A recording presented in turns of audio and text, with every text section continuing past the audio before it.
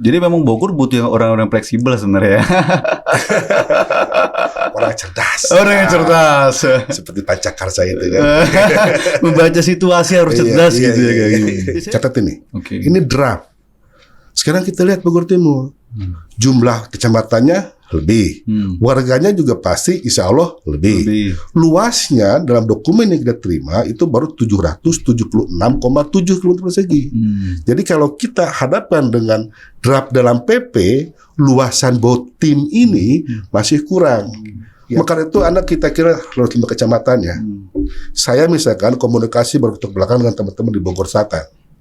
Anda coba ngobrol, pastikan luasnya di atas 925. Ada rezim yang berbeda terkait dengan soal regulasi pemekaran ini.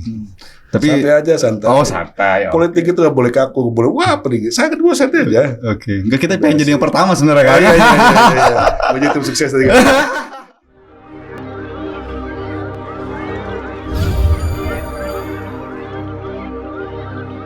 Halo, apa kabar? Jumpa lagi bersama saya Fadil dalam podcast Bogor Update ya. Kali ini kita menghadirkan salah satu tokoh ya, yaitu adalah Kang Awe atau Kang Asep Wahyu Wijaya, anggota DPRD Provinsi Jawa Barat. Ya, apa kabar Kang? Alhamdulillah sehat. Waduh, tapi saya bukan tokoh ya. Apa dong? Rakyat jelata biasa saja. Bisa aja. Yang kebetulan jadi dewan. Kang, apa kabar sekarang di Provinsi Jawa Barat? Gimana nih? Apa kegiatan sehari-hari ini? Mau tutup tahun ya. Sebentar lagi mau ada paripurna, tutup masa sidang. Setelah itu libur berapa hari, tahun depan mulai terus lagi. Oke, akhir tahun ini apa yang lagi dikejar oleh Provinsi Jawa Barat sekarang? Sudah relatif selesai sebetulnya. Oke. Jadi paling beberapa kegiatan, kunjungan komisi, terus mungkin juga banggar, lebih cenderung keluar kantor. Keluar kantor hari ini ya? Keluar kantor ya. Oke. Bicara Kabupaten Bogor, melihat Kabupaten Bogor hari ini kalau kita bilang kan ada akhir tahun nih gitu. Iya. Kira-kira apa nih yang ingin disampaikan terhadap Kabupaten Bogor di akhir tahun ini, Kang? Ya, saya kira mudah-mudahan ada lompatan besar ya dari stakeholder lah, dari pemangku kepentingan, dari para pejabatnya, dari PLT bupatinya, jajarannya, seluruhnya sampai pada level desa begitu. Karena insya Allah kan COVID sudah akan selesai, mulai reda. Jadi mudah-mudahan ini bisa jadi momentum di mana titik balik itu bisa kita lakukan. Jadi kalau dulu kita menghadapi kondisi titik balik yang begitu ekstrim, mengalami satu decline atau tanda kutip kemunduran lah dalam berbagai hal karena adanya pandemi itu. Nah, harapan saya ke depan mudah-mudahan Kabupaten Bogor bisa kembali titik balik tapi dengan melakukan lompatan yang sangat signifikan. Oke. Saya kira itu aja harapan. Kalau dari fokusnya ke arah mana sebenarnya kalau dari Kabupaten Bogor yang harus dilihat nih Kang Awe ke depan? Iya, saya kira memang setahun ke depan ini kan barangkali di pertaruhannya Kang Iwan juga selaku PLT Bupati yang dalam sisa masa jabatannya kan akan selesai di akhir tahun nanti. Jadi pembuktian seluruh janji-janji politiknya bersama TAD gitu ya, visi-misinya yang belum selesai harus kemudian tuntaskan. Itu pilihan yang tidak bisa ditawar-tawar kalau memang ingin kita dapat berhasil sebagai seorang pemimpin. Jadi saya kira itu kata kunci yang mudah-mudahan dalam setahun ke depan ini penganggarannya, fokus kebijakan pembangunannya itu betul-betul diarahkan pada pelunasan janji-janji kampanye. Sehingga ketika beliau selesai, Kang Iwan itu satu PLT di bulan Desember nanti itu, nanti kemudian akan dilanjutkan dengan tentu dengan kondisi lebih baik lagi. Jadi saya kira itu, ini setahun ke depan ini akan menentukan akan ada di mana Kabupaten Bogor selanjutnya. Dan itu ditentukan oleh yang, mohon maaf, rejim yang sekarang atau kepala daerah yang sekarang sedang berkuasa, yang tersisa itu Kang Iwan. Dengan kondisi yang hari ini ada, pasca COVID dan juga ada musibah kemarin. Nah, setahun ke depan apakah dilihat oleh Kang Awe mampu nih untuk saya tidak bisa memotret detail ya, karena kan saya di posisinya ada di DPD provinsi begitu. Nah kontennya, isinya, materinya, muatannya seperti apa, saya kurang tahu persis. Tetapi bahwa penekanan kita di provinsi juga sama. Kang Emil ini akan selesai di bulan September. Jadi saya bilang beberapa prioritas itu sudah dilampaui atau belum, kira-kira gitu. Mana yang sudah dipenuhi, mana yang sudah dilampaui gitu, apa indeks kompositnya lah kira-kira begitu, target-target segala macam, capaian-capaiannya, indikator-indikatornya yang belum itu harus jadi konsentrasi penuh agar kita Kang Emil selesai bulan September itu selesai. Dan dalam konteks itu juga saya kira Bogor juga sama. Yang menarik adalah Bogor ini ketika setahun penuh nih tahun depan, kan beliau itu kalau tidak salah THD sama Kang Iwan itu kan di Desember akhir. Jadi akan ada 2 proses penganggaran murni 2023 dan kemudian murni perubahan 2023. Jadi yang belum selesai dia tuntaskan di anggaran 2023 harusnya bisa mampu dia tuntaskan di perubahannya. Karena Kang Iwan ini akan betul-betul paripurna selesai. Dia tidak akan meninggal jejak hutang atau jejak anggaran. Semua dia rancang bangun untuk setahun ke depan itu selama beliau menjadi PLT. Ini menarik. Kalau Kang Emil kan tidak. Kang Emil itu kan berarti di bulan September. Artinya bahwa seluruh hutang-hutang dia harus mampu dia penuhi sepanjang itu berkaitan dengan anggaran murni 2023 saja. Begitu perubahannya akan ada PLT dari pusat kan. Nah saya kira itu yang mudah-mudahan buat Kabupaten Bogor sendiri saya pikir itu tuntas semuanya. Oke, bicara pembangunan hari ini dengan anggaran yang tadi ada hari ini, lalu nanti ke depan juga akan ada perubahan anggaran di 2023. Bagaimana melihatnya dengan berbagai visi misi dan lain hal? Saya misalkan ingin masuk pada satu hal saja. Ini soal pembangunan RSUD Bogor Utara. Kan kemarin sempatlah ada bukan silang sengketa, tapi ada sedikit diskusi kita di dalam media itu bahwa kalau memang pembangunan rumah sakit umum daerah Bogor Utara itu menjadi visi misi dan janji kampanyenya THD sama Kang Iwan, maka mestinya anggarannya pun juga berasal dari APBD dirinya. APBD Pemkab dong, gitu kan. Nah kemudian justru waktu itu memang mohon maaf gitu, saya didorong diminta bantuan oleh THD untuk membantu anggaran RSUD Utara itu. Turunlah anggarannya kan begitu. 112, sekian miliar tuh untuk pembangunan RSUD Bogor Utara. Nah itu kan belum tuntas. Harapan saya tentu di 2023 ini itu dituntaskan, contoh, sehingga tidak kemudian jadi klinik berubah kondisinya karena belum tuntas sepenuhnya. Nah, tapi kemarin kan ada perdebatan diminta lagi bantuan ke Pemprov. Nah, saya kira ini tanda kutip jadi kurang fair juga. Anda yang berjanji, Anda yang punya visi misi, selaku sebagai bupati dan wakil bupati, tapi kenapa anggarannya minta ke Pemprov? Malah sempat saya tawarkan kalau emang Anda nggak sanggup, ke Pemprov aja kita kasih. Sekalian gitu ya? Kira-kira gitu kan. Nah, tapi kan ternyata itu tidak terjadi ya. Gitu. Nah, saya khawatir terus terang saja, nanti kita pastikan di awal tahun nanti, kalau kemudian bantuan keuangan dari Pemprov Jabar untuk RSUD Bogor Utara itu tidak ada, ini kan tentu akan jadi tanda kutip terbengkalai ya. Tidak terbengkalai dalam arti kata rusak atau benar enggak. Tapi bahwa tidak sepenuhnya pembangunan RSUD itu akan tuntas. Dan ini artinya bahwa janji kampanye juga tidak bisa dituntaskan secara sempurna kan itu. Oke, ada salah satu itulah ya. Itu salah satu hal gitu ya.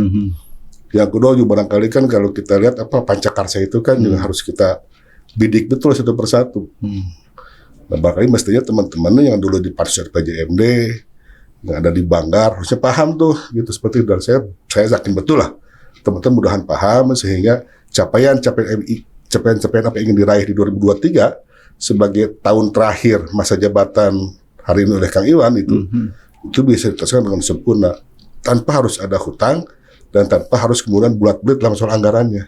Saya kira itu poinnya. Oke, Kang. Sebelum Akang ini kita juga mengundang beberapa tokoh Bogor Timur kemarin terkait dengan pemekaran. Nah, Akang sendiri menanggapi pemekaran Bogor Timur, ada juga Bogor Barat hari ini yang sudah berjuang lebih lama dibanding Bogor Timur. Bagaimana melihatnya dari Provinsi Jawa Barat sendiri? Begini, saya memandang itu dari kacamata Jawa Barat. Yang di situ kita bersepakat bahwa pemekaran di Jawa Barat ini sebuah keniscayaan. Tidak boleh tawar-tawar, bahkan harus didorong sepenuhnya. Catat itu. Jadi sesungguhnya spiritnya itu sama. Spirit di lokal Bogor Timur dan saudara kita di Bogor Barat gitu.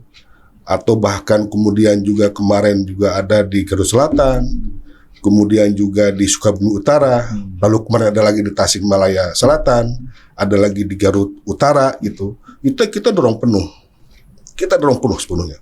Kenapa? Karena kita ingin ada konsekuensi yang muncul dari pemekaran kabupaten kota atau bahkan juga muncul pemekaran desa sekalipun, itu akan berdampak pada dana transfer dari pusat.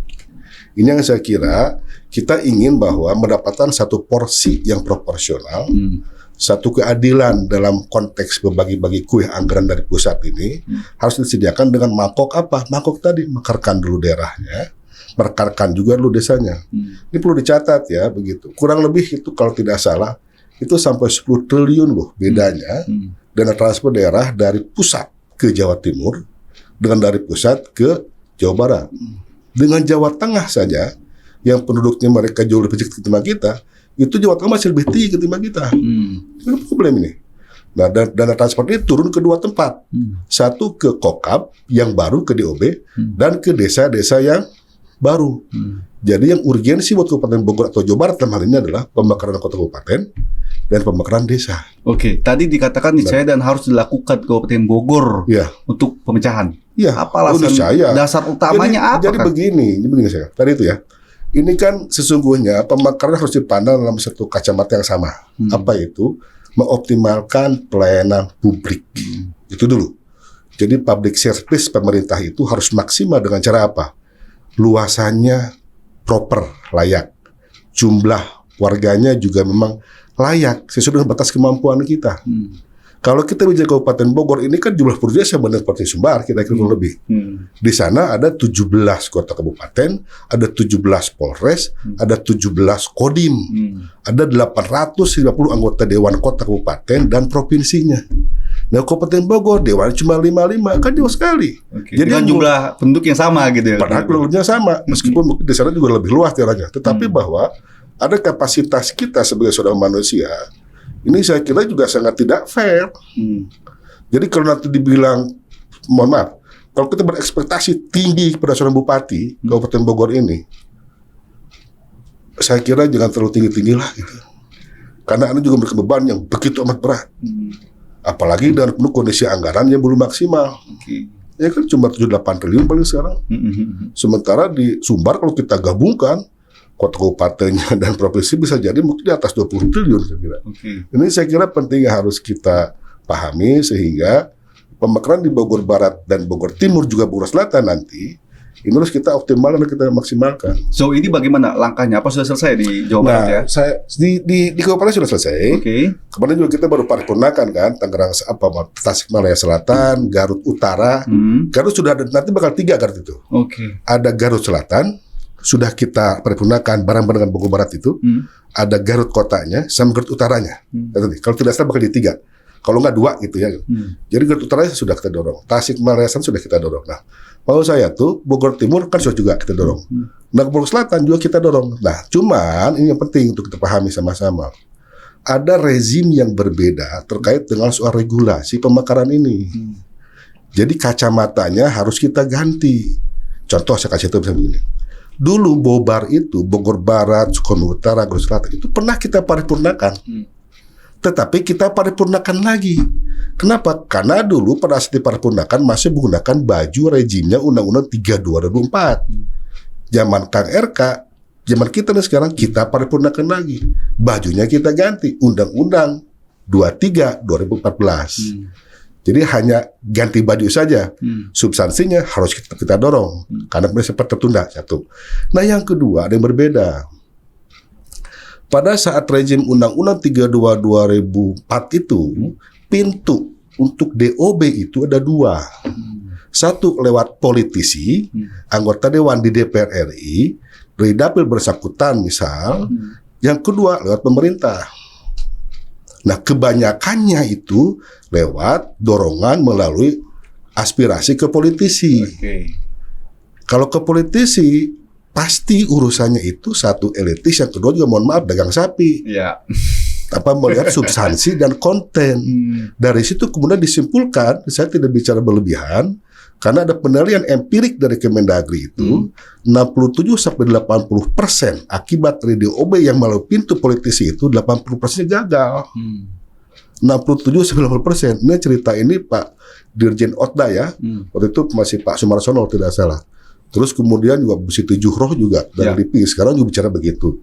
Kemudian juga salah satu pakar pemerintahan itu dari PDN Pak Johan Mansah Johan juga bicara begitu. Ini gagal ini. Nah, kemudian dirubah sekarang dengan undang-undang yang baru nih, nomor 23 tahun 2014.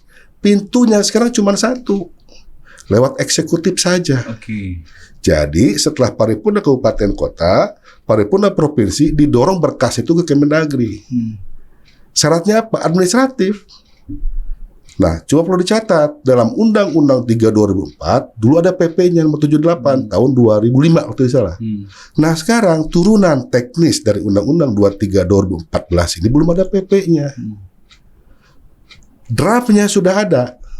Satu undang-undang PP soal tata cara pemisahan, pemekaran, penggabungan akan direvisi.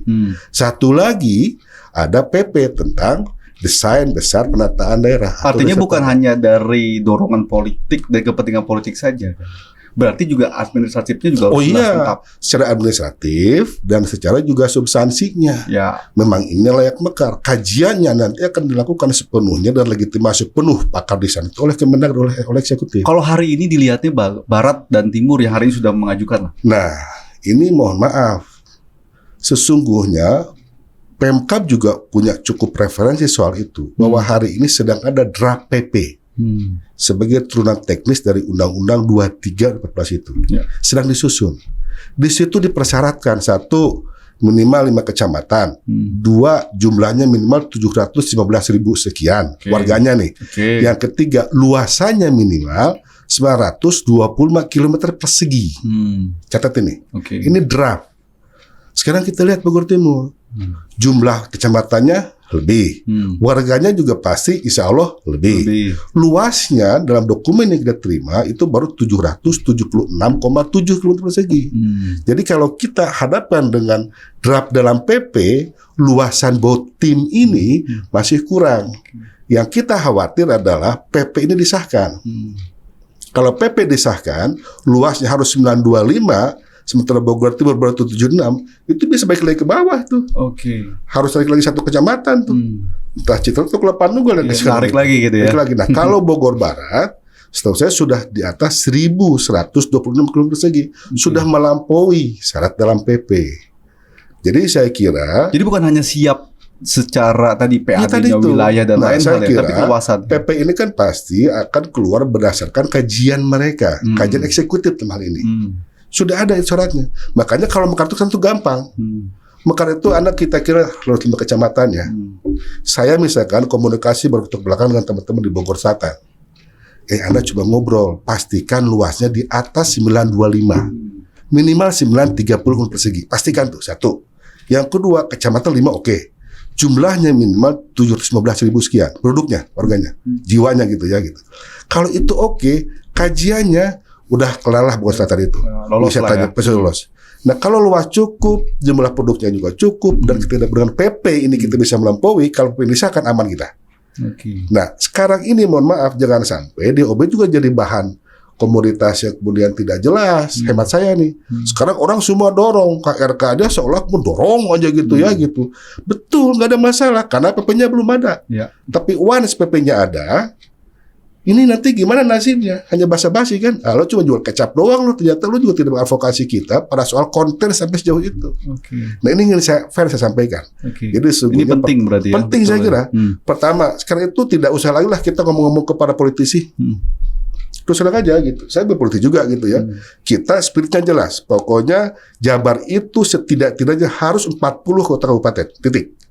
Supaya dan transfernya nanti maksimal ke kita.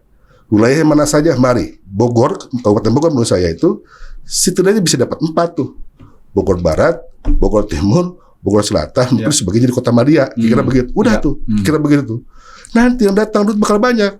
Bukan cuma di potensi PAD-nya saja, tapi juga dari pusat bakal turun maksimal. Dan kan menarik nih buat ada akselerasi pembangunan tempat kita. Itu saya kira soal DOB. Oke, penting banget ini, Kang ya. Karena bukan hanya tadi kapasitas wilayahnya misalkan siap ya. Kalau bicara Bogor Timur, kita pasti ngomongkan siap. Ya, itu maksudku. Kira-kira itu PAD-nya itu mungkin 749 dia punya. Lebih akan, mohon maaf ya, dengan segala mohon maaf nih, potensi maju kalau barang-barang DOB Barat, Bogor Barat, bukan Bogor Timur, mekar sekaligus, itu pasti akan cepat itu Bogor Timur. Jumlah dia hanya 1 dapil 2 saja. Kalau kita katakan pada itu. Barat 2 dapil. Jumlahnya 1,34 juta. Desain di bawah 1 juta. Duitnya lebih banyak. 2 kali lipat dengan Bogor Barat. Ya. Kira-kira mana kita hitung? Yang cepat bagaimana? Masih Timur. Bogor Timur, Bos. Iya, betul. Sebetulnya itu juga penting. Jadi bagi saya tuh Bogor Timur harus mekar. Oke. Karena akselerasi penggunanya pasti akan lebih cepat Bogor Timur ketimbang Bogor Barat. Tapi jangan sampai sia-sia karena data udah masuk juga kan. Harus Tapi ke bawah ya, lagi nih itu. gitu. Nah, Bogor Barat juga sama. Sekarang ini mestinya bahwa kalau memang Bogor induk nih gitu, Cibinong memekarkan Bogor Barat, ya pandu dia juga dong gitu supaya kemudian tidak stuck, jangan sampai lama-lama nih berhenti di 300-an miliar si PAD-nya. Bikin apa kasih apa begitu dia mekar gitu ya. Dia bisa langsung segera lari gitu PAD-nya. Oke. Sekarang masih belum ya? Saya kira kalau dalam konteks yang di depan itu kan masih macet. Masih macet ya. Hotel cuma duta belian doang. Yang namanya PAD kabupaten kota kan dari PHRI, hotel, restoran, iya kan? Lebih banyak di puncak soalnya. Oke, jadi perhatiannya ke barat juga masih kurang ya. Soalnya udah persiapan dari sekarang dong. Saya sih melihat menuju ke sana Jadi, gitu ya. Pembangunan Kabupaten Bogor ini masih cenderung ke barangkali kalau timur sudah selesai, selatan sudah oke begitu ya, ke utara, baratnya masih diabaikan. Barat yang duluan gitu. Kalau barat itu barat Eropa gitu ya, barat gitu ya, gitu saja gitu. Tapi kita ya terima nasib aja lah. Gitu. Tapi harus ini dulu dong. Harus didorong, harus kita kasih motivasi karena pemekaran sebagai sebuah keniscayaan, tetapi bahwa kita berpikir keras untuk supaya jadi maju dan jangan sampai juga bahwa DOB ini hanya menjadi urusan di elit masing-masing tempat kan. Oke, karena kepedean para katakan yang memang tokoh di wilayah lah ya, yang memang menyusun dan mendorong pemekaran tersebut salah satunya kan tadi anggaran wilayah PAD-nya sendiri kan gitu. Iya. Nah jangan sampai juga barat akhirnya juga terlupakan kan gitu. Jadi kan kalau kita mau kamu dari rumah mikir, kita keluar dari rumah nih, butuh berapa nih? Cukup buat berapa lama? Mikir begitu kan? Gitu. Iya. Kalau kita buat gendongnya sekarung kan beda dengan kita baru cuma setas doang kan? Iya. Gitu kan? Kira-kira begitu lah, lebih paling gampangnya. Iya, berarti harus didorong pemerintah Kabupaten Bogor Harus hari maksimal. ini Juga maksimal kebaratnya. mensupportnya gitu. Gitu. Mereka kan pasca bencana gitu ya. Saya kan lihat juga beberapa patah masih jelek-jelek gitu. Kan infrastruktur terutama masih garap, sekolah-sekolah diberesin. Kalau saya masih pertanian, irigasi tertiarnya diberesin juga gitu ya. Gitu. Jangan sampai di barat itu sekarang lahan basah buat lahan kering, perumahan di mana-mana kan. Iya, Tambah macet, jalan nggak berubah, perumahan bertambah banyak. Iya. Kan aja mulu aja. Oke, jadi disiapkan ya, infrastrukturnya disiapkan seharusnya dari sekarang. Harus saya kira. Jangan mentang-mentang mau mekar aja didiemin kan gitu. Iya, betul. Betul. Oke, Kang, ada juga ini isu yang menarik gitu ya. Selain memang pemekaran tadi misalkan, ini juga kita tahu bahwa Pilkada 2024 sedikit lagi lah. Nah, masih lama lah. Masih lama ya bagi 4 November. Oh, November. Iya 2 tahun lagi gitu. Oh iya. Cepat atau masih lama ini? Masih lama lah. Oh, masih lama ya. Cepat, pileg lebih cepat. Oh, pileg lebih cepat. Jadi ternyata pileknya ya. Pileg dulu. Pileg dulu. Pilkada kan November nanti kan.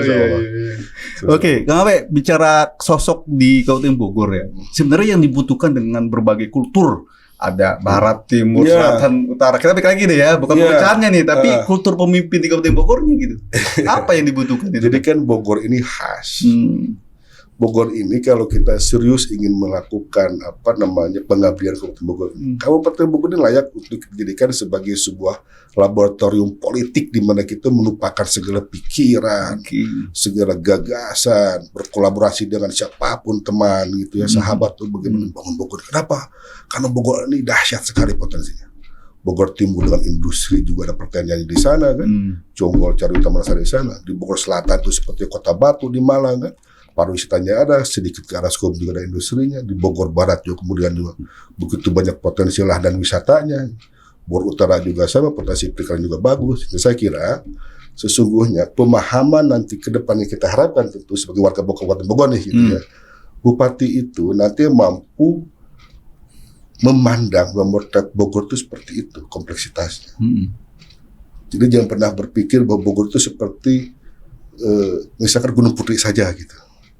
Kabupaten Bogor ini seperti Cisarua saja gitu. Kabupaten Bogor ini seperti Liuliang saja gitu. Kabupaten Bogor ini adalah seperti Parung atau Bojonggede Kemang. Enggak. Bogor Barat ini hemat saya itu, ini betul-betul satu tempat yang kalau kita ingin menumpahkan pikiran dengan amat serius, ini sungguhnya akan di pengabdian sangat luar biasa. Jadi membutuhkan effort, kemudian basis pemikiran yang kuat untuk soal itu. Jadi memang tidak gampang kayak gitu musuh Bogor Barat ini gitu. Sosok yang gampang nyari. Dan itu harus di backup juga oleh siapa? Oleh birokrasinya, para pegawai ASN-nya yang memahami petanya seperti itu. Jadi jangan kemudian dianggap urusan sisa di Cibinong, enggak. Harus begitu juga cara pikirnya gitu, cara pandangnya begitu. Nah setelah itu visinya mau kemana? Kita deketin dengan Jakarta gitu ya. Kita jadi buffer penyangga ibu kota sekarang maksudnya. Harus seperti apa juga kita memperlakukan Kabupaten Bogor. Ini penting nih saya kira. Jadi soal-soal sederhana begitu, tapi dalam ini itu harus menjadi satu referensi penuh buat siapapun bagi saya yang punya keinginan jadi bupati pun. Oke, bicara Akang sekarang sebagai anggota DPRD Provinsi Jawa Barat, sering keliling juga terutama di Kabupaten Bogor aja kita bicara lah ya. Apa yang sering dikeluhkan oleh masyarakat biasanya, Kang? Saya sih memahami satu pertama gini. Kita ini memiliki satu keterbatasan anggaran yang sesungguhnya juga banyak potensinya, tapi juga belum mampu dimaksimalkan, dihadapkan dengan begitu kompleksnya persoalan. Itu satu hal. Kita ini melulu kemudian dihadapkan pembangunan itu semata-mata bagaimana Cibinong jadi menarik, jadi cantik gitu. Tapi lupa dengan kondisi Cigudeg yang seperti apa, kondisi sekolahnya sebagainya gitu. Jadi sesungguhnya masih banyak persoalan lah gitu. Saya terus terang hari ini concern pada soal pendidikan misalkan. Saya bangun banyak sekolah beritiar di situ gitu sebagai jalan politik saya itu gitu. Di kampung-kampung sana itu masih banyak madrasah, sekolah yang alasnya cuma tanah. Masih ada kayak gitu Kabupaten Bogor ya? Bogor itu. Atapnya juga nyaris roboh. Kalau kita reses itu sebenarnya ada tiba-tiba matahari masuk ke dalam karena gentengnya bocor. Gitu kan. Ini kan situasi memang secara real, empiri kita hadapi. Belum lagi persoalan infrastrukturnya, belum lagi persoalan pertaniannya, belum lagi soal pengaturan tata ruangnya. Bagaimana mungkin perizinan buat perumahan terus didorong, tapi jangan pernah dibangun sehingga macet semakin tahun semakin bertambah waktu kita untuk ke Bogor kan? Banyak sekali persoalannya. Banyak kan gitu. Belum lagi soal bagaimana memanfaatkan kita kata daerah industri di timur. Tapi apakah betul warga Bogor sepenuhnya bekerja di sana? Kan persoalan. Jangan sampai seperti mohon maaf Karawang. Karawang itu adalah tertinggi upah minimumnya. Tapi kerjanya pun juga banyak dari luar. Sehingga warga setempatnya malah justru berada dalam rata-rata garis mohon maaf ya, kemiskinan misalkan begitu. Ini potret ke belakang. Mudah sekarang itu sudah berubah jauh lah. Oke, berarti apa ya, kalau kita bicara ke depan 2024 lah katakan nanti terpilih misalkan salah satu sosok yang tepat memimpin Kabupaten Bogor yang harus pertama kali dibenahi apa di Kabupaten Bogor? Jadi pahami dulu peta masalahnya apa. Dia harus lihat potret masalahnya. Oh segini luasnya, di sini masalahnya. Terus dia lihat juga ada berapa anggarannya. Gitu. Skala prioritas apa yang harus dia bangun di situ, iya kan? Ya kan? Jadi begini ya. Kenapa rumah sakit dulu yang selalu padat dan penuh? Kenapa tiba-tiba masih banyak warga masyarakat yang kelelaran di teras-terasnya itu? Kenapa? Kan di utara tidak ada rumah sakit. Contoh itu aja. Andai rumah sakit di utara itu ada, itu pasti orang Kemang, orang Rumpi tidak perlu harus ke barat. Ke barat ya. Dia di sana aja ada. Itu kan problem. Cibinong sudah ada, Ciawi kita tidak pernah menemukan tuh hal yang begitu. Cilengsi sudah ada timurnya gitu. Ya. Tapi kan ketika di utara tidak ada, maka berjejal kemana gitu? Seharusnya ke barat. Barat cuma segitu-gitunya. Kondisi barat beda sama timur. Kenapa? Tadi itu kalau timur Cilengsi cuma satu dapil. Nah, Liuli yang ini mengcover keurusan dari mana? Dari mulai Dramaga, Ciampea, Ciulang sampai ke Tanjung Perpanjang sana. Rumah sakit cuma satu di situ. Jauh pula jaraknya, macet pula ke perumahan. Makanya akhirnya ke tetangga gitu biasanya ya masyarakat kita ini. Ke Tangerang. Saya kira itulah yang harus dipahami. Jadi lihat potensi masalahnya di mana, kondisinya seperti apa. Lihat juga objektifnya. Oh, rute cuma segini nih. Gitu. Jadi kita harus menelisik betul di mana titik prioritas proyek ke depan. Oke, kalau bicara politiknya sendiri hari ini gimana kondisinya Kang dari partai-partai yang hari ini ada? Sudah mulai berkonstelasi belum sebenarnya? Oh belum. Saya kira sekarang itu kalau kacamata saya itu sunatullahnya mereka itu sudah bergerak menuju ke pileg saja. Kalau pilkada nanti kan lihat konstelasi berapa kursi kan Raihan. Oke, mungkin dipakai kan itu kan nanti. Ada bocoran sendiri dari Demokrat sendiri kan? Wah, saya kan juga tidak ada interest itu kan. Pada kalian interest silakan aja nulis kemana-mana. Saya enggak lah. Iya, karena banyak juga yang berita-berita yang akhirnya muncul gitu ya. Apalagi ada juga berita KW katanya mau hengkang juga kan dari partai itu juga heboh juga gitu ya. Gimana itu Kang? Nanti kita lihat lah kali. Ya, kalau suara-suara publik yang pasti harus kita apresiasi. Jadi mereka yang mewacanakan itu, yang diskusikan itu dengan berbagai argumentasi dan alasannya. Ya kami sebuah bunga demokrasi biasa kan. Yang saya kira juga itu harusnya kita sambut dengan senyum. Tapi benar atau tidak itu? Saya pernah diminta pendapat terkait dengan soal begitu banyaknya kader misalkan. Mohon maaf di Partai Demokrat gitu ya. Waktu itu ada wartawan ke saya itu, Pak ini di kabupaten ini banyak. Kenapa ini gimana? biasa aja tuh sih. Kenapa sih kita harus repot urusan begitu? Enggak tuh. Kenapa loh? Sekarang itu kan partai juga sama aja. Ideologinya mirip-mirip sebelah gitu kan. Padahal kan sudah tidak nyaman ingin pindah, biasa aja. Banyak yang masuk, banyak yang datang ya. Ya kan begitu. Jadi saya kira ini sesuatu yang lazim kok. Ini bukan sesuatu yang sepertinya kita mohon maaf ya gitu. Jadi murtad gitu. Jauh lah, nggak begitu pindah partai itu. Masuk partai juga tidak begitu. Jadi itu harus dipahami dan dimaknai sebagai sesuatu kan yang lazim aja. Seperti orang keluar masuk rumah aja kan. Atau pindah-pindah rumah kan biasa-biasa aja. Gitu. Jadi masih abu-abu nih sebenarnya jawabannya. Apanya? Bukan iya, bukan tidak gitu ya. Saya belum bisa horor saya itu. Belum bisa horor berarti ya. Oke, dari sisi politik tadi bahwa kita kan lihat Demokrat juga kemarin mencalonkan lah ya, katakan gitu ya, di Pilkada 2024 gitu ya. Karena pasti ke depan juga harus maju lagi kan gitu. Nah, tapi dari sosok Kang Awe juga nih, banyak masyarakat yang menyebut lah bahwa salah satu yang cocok nih memimpin Kabupaten Bogor gitu. Terima kasih ya kan, dukungannya, doanya, responnya apapun lah gitu. Tapi bahwa saya ini orang yang relatif bukan orang kaku atau orang yang suka berseragam. Saya ini orang santai, orang rileks, dengan jalan tanpa protokol ketat gitu ya. Gitu. Jadi saya lebih menyukai yang hal jauh lebih fleksibel begitu. Fleksibel ya. Dan saya belum belajar dulu lah gitu, sebelum masuk ke bupati yang memang penuh kompleksitas tadi itu. Jadi memang Bogor butuh yang orang-orang fleksibel sebenarnya. Orang cerdas. Orang yang cerdas. Seperti Pancakarsa itu kan. Membaca situasi harus cerdas gitu ya kayak gitu. Saya kalau melihat tadi yang fleksibel ya, saya langsung melihat pakaian Kang Awe. Jadi pakai batik tapi digulung gitu ya. Wah, kayaknya fleksibel banget gitu ya. Habis kondangan. Habis kondangan. Ya, tapi digulung gitu. Ada yang hitanan gitu kan gitu. Ada yang satu undangannya ke ustaz, satu ke ketua ormas, kan beda-beda kan. Gitu aja. Ini kan soal gaya aja biasa. Soal gaya aja ya. Adaptasi aja gitu. Oh, ya. Kayak Pak Jokowi ya, sudah dilipat gitu ya. Habis sholat tadi kan. Oke, tapi melihat ke depan Kang Awe saat memang katakan masyarakat era meminta Kang Awe untuk maju misal. Mungkin sudah bisa dibuka di Bogor Update duluan kan gitu ya. Ya kita lihat nanti lah. Lihat nanti lah ya. Masih terus berkembang ya. Ya berkembang. Tapi santai aja, santai. Oh, santai. Politik itu nggak boleh kaku, nggak boleh wah pening. Saya kedua santai aja. Oke. Enggak, kita pengen jadi yang pertama sebenarnya kan. Iya. Menjadi tim sukses tadi kan. Oke, jadi sekarang masih keliling-keliling aja ya Kang ya? Saya keliling. Saya insya Allah hari ini juga dari sini kan, tadi ada kondangan, hari ini juga mungkin ke Taman Sari kemarin. Jadi masih sibuk di Kabupaten Bogor, banyak juga masyarakat yang meminta kehadiran Kang Awe ya, ya. Itu yang saya harus coba mereka sambangi ya. Gitu. Saya tuh gini, ini sedikit saja lah gitu. Saya kan pernah jadi aktivis itu ya. Gitu. Saya kan pernah juga jadi profesi lawyer saya lama 12 tahun gitu ya. Itu kan ketat banget urusan pekerjaan profesional saya di situ. Nah, ketika jadi politisi juga saya ingin memang berlaku sebagai seorang politisi.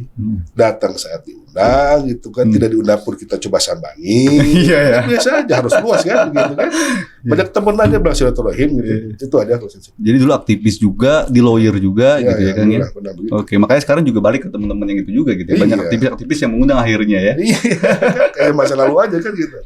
Diskusi bebas begini. Gitu, Om Padel. Jadi sambil diskusi santai-santai memang udah itu ya. Jadi udah makanan sehari-hari lah ya sepertinya ya. Iya, saya bukan ya otentiknya saya begini ini gitu. Tidak dibuat. Ya inilah Kang Awe lah gitu ya. Gitu. Harus seperti berpolitik, konsennya di mana, gitu. Harus sangat ideologis ketika kita ingin membawa satu komitmen perubahan. Jadi jangan cuma asal atau gimmick, gitu. Jadi mau sesuatu harus memang dengan pemikiran penuh. Gitu. Dan perjuangan pun harus total kan. Kalau kita berpikir itu sebagai sebuah keniscayaan harus kita perjuangkan. Udah simpel itu aja. Apa adanya ya. Apa adanya. Perjuangkan nggak bisa kita mau bisa gitu aja. Bisa kita bisa kan. Gitu. Oke. Gitu. Mantap. Siap. Ini makin semangat kita undang lagi nanti sebenarnya ini ya. Kalau udah konstelasi makin panas gitu ya kayaknya ya. Tapi sukses terus lah buat Kang Awe ya. Salam juga buat masyarakat Kabupaten Bogor yang hari ini terus dikunjungi oleh Kang Awe lah. Terima kasih buat Bogor Update nih. Mudah-mudahan ini jadi pelopor. Jadi trendsetter gitu. Diskursus begini harus terus dilakukan kan di banyak tempat kan, dan didengar banyak orang juga. Karena barangkali perdebatan kita, diskusi kita, obrolan kita ini kan memancing perdebatan, memancing pikiran baru, kan gak ada masalah.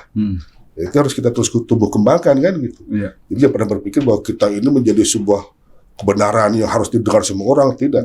Dengan begini saya harap kemudian ada pikiran baru yang muncul dari para pemirsa, para viewers gitu, siapapun. Ini bukan bagus nih. Saya kira ruang ini harus terus dilakukan semakin lebar dan semakin masif ke depannya. Oke. Makasih supportnya. Buat Makasih supportnya. Oke. Top Markotop. Oke, Kang Awe, makasih banyak atas waktunya ya. Ya, hati-hati nanti habis ini langsung jalan-jalan ke masyarakat lagi. Siap, Oke, insyaallah. sukses dan pemirsa, kita ketemu lagi di next time Terima di kasih. talk show kita bersama dengan narasumber-sumber yang lainnya. Ya. Oke, bye. Hatur nuhun kabar. Siap.